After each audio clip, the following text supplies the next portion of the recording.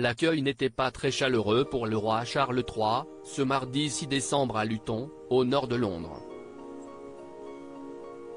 Alors qu'il s'octroyait un bain de foule, le nouveau monarque a en effet été visé par un jet d'œuf, avant d'être finalement écarté brutalement du lieu de la mésaventure par son service de sécurité.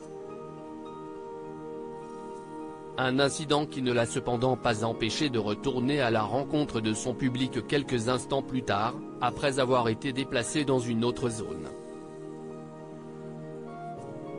Il était initialement parti à la rencontre de la communauté sikhe de Luton et avait inauguré le temple Guru Nanak Gurdwara.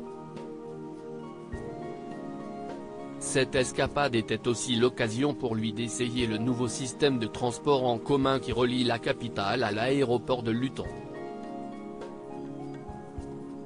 Une journée ensoleillée, marquée donc par cet incident. La police du Bedfordshire a notamment déclaré qu'un suspect avait été arrêté sur la place Saint-Georges de la ville et qu'il serait actuellement en garde à vue. Il s'agirait d'un homme âgé d'une vingtaine d'années. Des informations relayées par le Daily Mail. 2 attaques d'œufs en un mois. Le tabloïd britannique précise également qu'il s'agit d'une deuxième attaque de la sorte à l'encontre du souverain en l'espace d'un mois seulement. Car le 9 novembre dernier, alors qu'il était en visite à York avec son épouse, la reine consort Camilla, l'héritier du trône avait déjà été ciblé par un jet d'œuf.